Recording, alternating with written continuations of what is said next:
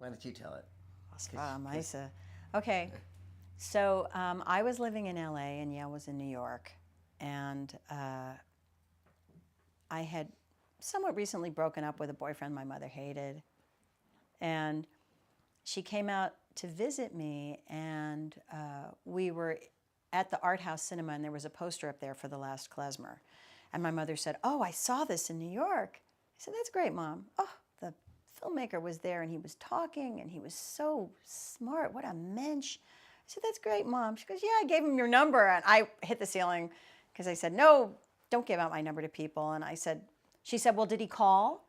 And I said, "No, fortunately, he didn't call." She said, "Okay, so there's no problem, and I'm sure, you'll be very polite when he does call." And I put it out of my mind, but apparently what had been going on that I had no idea about back in New York is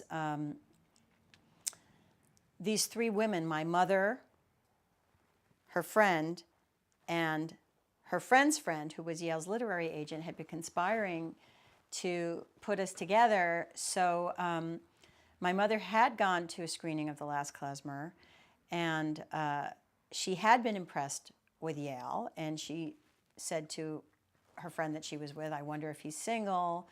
And Rhoda said, "Sheila, look around this room. We are all women with daughters.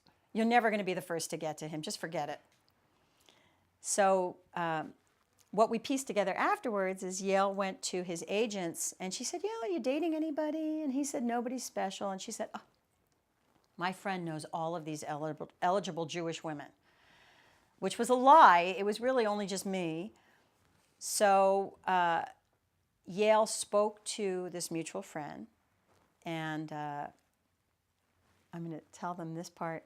He put her phone number in his book, and he wrote in Swedish next to it, "Jewish women," because he figured if he had any women over and they looked in the book, the odds were they wouldn't know Swedish and they wouldn't know what he had written. And yeah, so she gave Yale my number, and when my mother came back from visiting me in LA, she said to her friend, "What's the matter with this guy? He didn't call." So the friend said, "Well, I'm not going to write to him because I'm not going to call him because that will be pushy, but I'll send him a note." So she sends him a note and says, "Yale, I know how busy you are. Here's Elizabeth's name and number on a separate index card." So he took the card and he put it in his appointment book, and he forgot about it. And he was lecturing in Florida, and Sarasota, and it was New Year's Day, and he was lecturing to 80 and 95-year-old women, Jewish women. And I thought, oh man, no pickings there, huh? Is this how my life's gonna be? I mean, they're lovely people, but But it was New Year's Day, and he was lonely, and he went to reach for the TV remote, and he knocked his appointment book off the table, and my card fell out. So he said, "Oh, I'll call. She won't be home." And I was home, having just had a horrible New Year's Eve. And he said, "Hi, my name is Yale." And I said, "Yeah, I know who you are," which I guess doesn't sound very welcoming. No. So he said, "I'm going to be in LA next week because my film is screening at the Palm Springs Film Festival. Do you want to have dinner?" And I said, "Well, when you get into town, call me because I don't want to make any plans." So I was really, I don't want to use any off-color words. I was not very nice about it. And in fact, then a friend called and said, "Let's go to the movies on Sunday." And I'm like, "Great." And I'm like, "Oh, this guy, I might have this blind date, and if he doesn't call, let's hope he doesn't call, because if he calls, I have to go. But if he doesn't call, I can blow it off and let's go to the movies." But he called, and so really, I have to say, I don't think either of us could have been less interested in that date, really, right? Yeah. But it, blind dates, and 3,000 miles away from each other, that's a real blind date.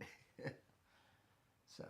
Yeah, so we had the blind date, and so we had this blind date, and I guess it went pretty well, because we went back to my apartment after dinner, and I was getting tea in the kitchen, and he was sitting in the living room, and I had another dog at the time, T-Bone, Oliver Sholem, who was a great dog, but he was insane. So Yale was sitting on the couch and T-Bone was on the back cushion, like standing on his head. And I kept saying, is that bothering you? And he's like, no, I love it. And I said, really? Because I'm thinking, I don't let him do that. But it didn't seem to bother Yale, who it was bothering.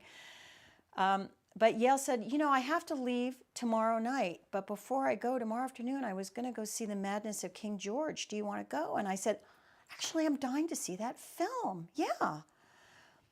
So 4 months later, Yale told me that he'd seen a list on the coffee table of film titles, and the top ones were crossed out, and that was the next one.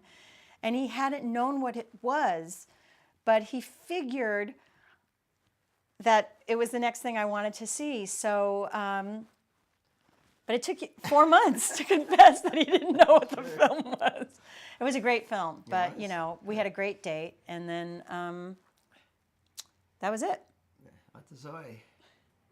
And actually, in 2 weeks, it's the 22nd anniversary of that blind date. Oh, yeah, that's right. So? Wow. Yeah. Indeed. Emmis. Talk to Emmis.